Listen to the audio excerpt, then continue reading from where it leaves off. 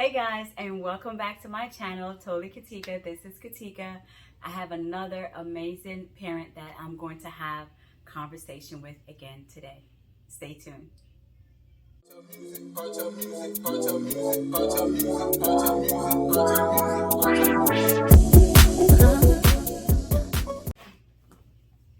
So first I want to welcome my guest, Lynnise, and just thank you for joining me today to have another conversation just about parenting. But before we get started, just tell us a little bit about yourself. I am just me. I'm finally accepting my age. I'm 41 now. Woo-hoo. I am mother of 3. Okay. 1 I married, 2 I birthed. And all 3 of them keep me on my toes. They keep me busy. Okay. Awesome. So thank you for sharing that. Just get to know you a little bit better. What did you want to be when you was growing up? My son and I were talking about this the other day. He says, "Mommy, I can totally see that. I wanted to be a race car driver or a stunt driver." OMG. I see GPS, time is going to be, I said, that's time to beat. Now, arrival time, I want to be a stunt car driver. Mm-hmm. When I said, that's not going to happen, I said, okay. But I eventually did it. I said teach, and I did that for a few years. So. Okay. That was a drastic change from race car driving, teaching. Yeah. 2 totally different things. To this day, when I'm on the curb, I'm like, and they're like, yeah, stop moving. Yeah, so well, let's kind of transition now to adulthood. You realize that's not going to happen. So what's one of the easiest and the hardest thing you would say about being an adult? Ooh, the decisions. Let's start with the decisions that I have to make and that I am now accountable for. Okay. My actions and the choices I make. That's hard. Man, the easy part is I'm grown. Dude, leave me alone. I mean, legally. If I want to do something, I do it. Mm-hmm. That's it for me. Okay. That's a good answer. Thank you. That's good. So if you could do one thing, right, in life, what would it be? Like as a career or just in general? Like this would be like ultimately one thing I will do and probably do it for the rest of my life or for a good period of time. That is something you enjoy. What would that be? I just want to just servitude. I want to see people do better, and I'm not I don't have a ton of things or skills that I've mastered, but if it's something I can do, I'm like, oh, let me help you do it. Let me help you do that. And my husband's always saying, oh, babe, and there it is, and you should be doing that. You can get paid to do a business. Like, I don't want to do this as a business. I want to do this to help this person. Yeah. But, I get it. All right, so now we're going to move into a little bit about like parenting and what that's truly like. Now we talk about being an adult and really kind of growing up. So you say you're 41, so let's go back. What was your experience like with your pregnancy? I know it's been a while because you have, how old are your kids? 8 and a half, and Junior's 15. Okay. So what was that? Let's talk through like your pregnancy. Give us some insight on that, and then just give us some insight on your first time you was a parent. Like, what was that like? Okay, do you want the TMI stuff? You want everything? No, I want you to be real. I want you to be authentic, because this is to like really help somebody else, like to be transparent, so we can say, hey, I saw this and I know this is the truth right here. With Junior, and I kept hearing people say, "Oh, no 2 pregnancies are the same." And, when I got pregnant with my second child, I'm like, Junior was a piece of cake. Junior was a piece of cake. Yeah. I had no complications, no issues. I was in labor, didn't know I was in labor. Okay. I'm like, man, I watch TV. This is Braxton Hicks. They're gonna send me home. Yeah. But it's like, Mom, you dilated 5 centimeters. You don't feel that? I'm like, no. Wow. Oh wow, that's beautiful. And shortly after they gave me the epidural, I pushed him out. I didn't feel anything. He was a chunky little sucker. He's 9 pounds 2 ounces. Wow. So, but I mean, like, you didn't. I didn't. Epidural kicked in time. But I never felt anything. Oh wow. Before it was just like, that's you're amazing. dilating, you're not going home. This kid's coming now. Oh wow. And he came on my due date. So I'm like, because they had told me before, like, he's so big, this baby's coming early, we're gonna have to take him. So I'm like, when they got up to my due date, I'm like, they're gonna send me home. He was a wonderful baby. Mm. He was the kid that slept through the night. You know, he was just, you feed him, you hold him. Wow, that's amazing. Yeah, and then came Josiah. Oh Lord, that kid. That's what I don't know how much can I say. I had never heard of. I had heard of hemorrhoids before. Mm-hmm. Didn't get hemorrhoids messing with Junior. No one for pregnancy. Mm-hmm. I remember going to the bathroom. Couldn't see anything, but I was trying to do a little landscaping. So I'm like, I'm trying to still be cute in my pregnancy. And I get a mirror, and I see bulges, and I cry. Wow. I'm like, what did he give me? Oh, I went to the doctor. She says, you have hemorrhoids. I said, wow. What? It looked like a bunch of grapes. Women, I wanted to write a book. The stuff they don't say. Yeah, women get vaginal hemorrhoids. I had never heard of that. Wow, that's new to me. Vaginal hemorrhoids. I have not heard of vaginal hemorrhoids. Images. She said, you keep having these big babies, and this is too much on your body. Wow.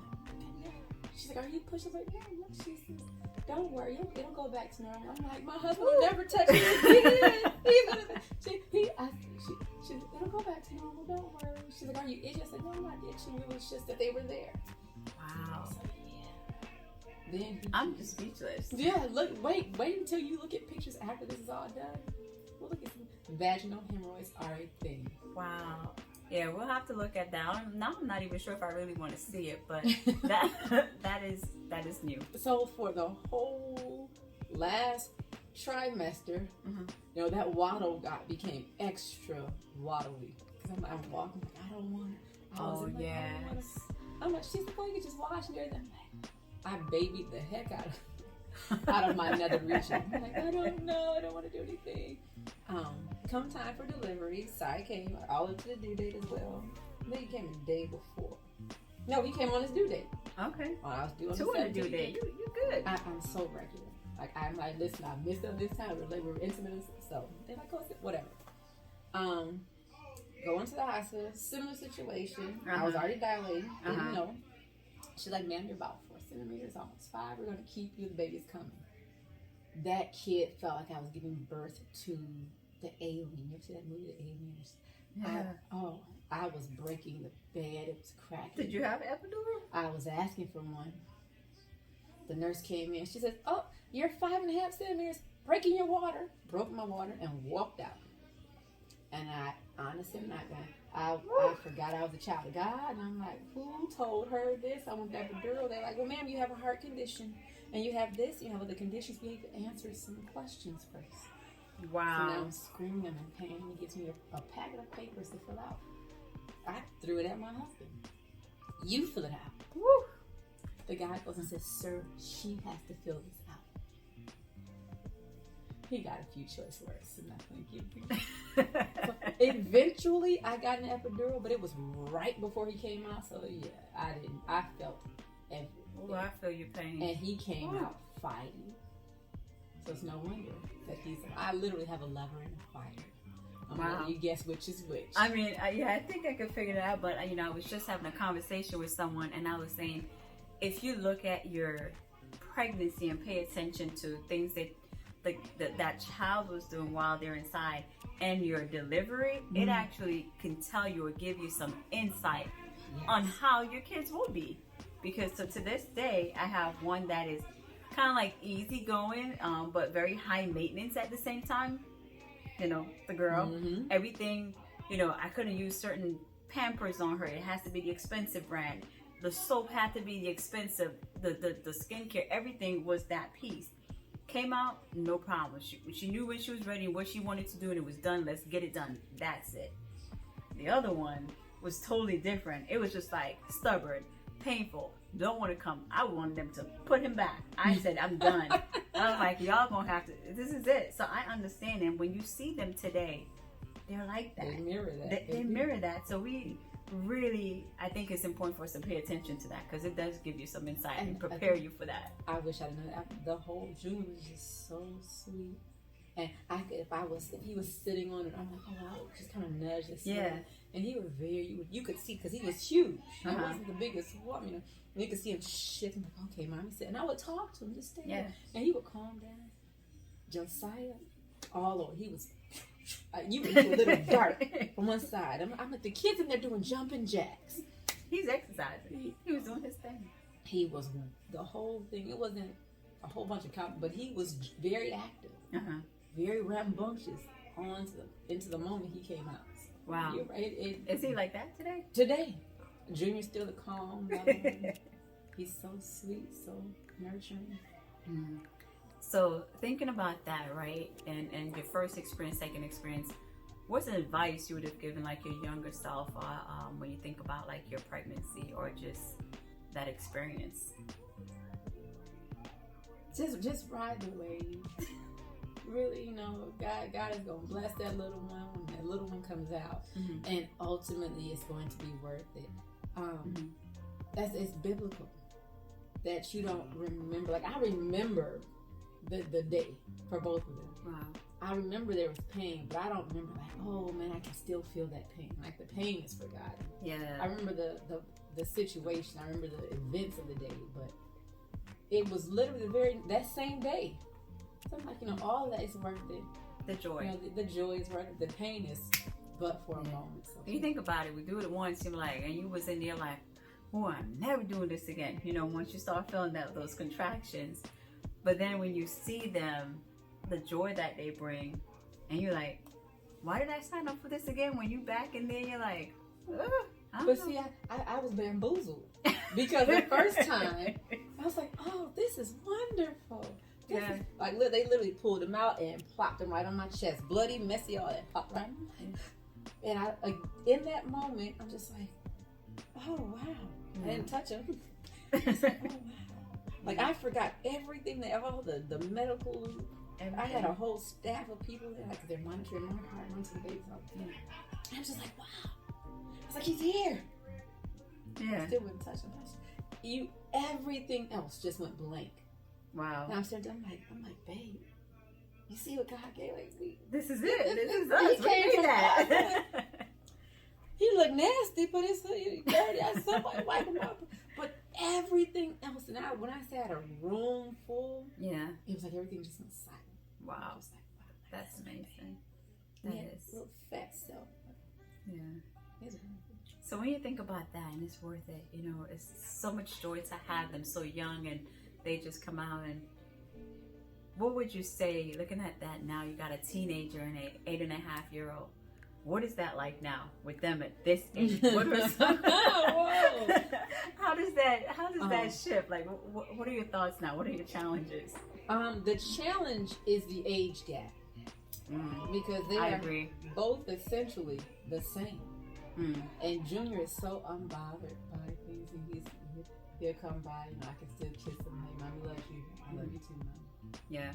He's just so calm. He's got a bit of an attitude now, but he's not the fighter. He's not the confrontational person. Okay. Whereas, and now his voice is changing, and it's hard to hear him because he's got this really low register. I'm like, what? Huh? And there's actually, mommy, I see. He gets aggravated that I ask him to repeat himself. Okay.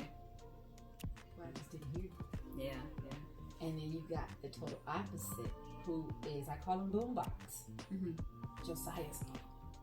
And then the brother who once loved the idea of having a little brother is now like, dude, go sit down. Go over there. Yeah, go. It's just like, I'm okay. Trying to make sure Junior has what he needs and that they have a good relationship. You set the tone with a brother. Yeah. I said, it's all the game. You gotta learn to play the game. Yeah. You gotta learn to play the game. I said, play it his way. Yeah. But however, I said, give him 5 minutes. Give him a taste of his own medicine for 5 minutes. But he's gonna love it. Yeah. But then he's gonna get tired of himself, and he's gonna be like, you know what? All right. Okay, I'm done. Right. Yeah, but that's the biggest challenge because Junior's so past a lot of the milestones and the things that Josiah wants to. Then Josiah doesn't realize either that he's as small as he is. Yeah. So he thinks he can do it, but can't do it yet. No. Yeah. That's good. Speak a little bit louder just so I could hear you more. Yes, I I'm promise sorry. My hearing is going in, but it could just be me. So with that being said, you know, just think about just being a parent and the journey and the challenges. What is like one thing, if you say, okay, man, if I have an opportunity, I'll probably do this a little bit different?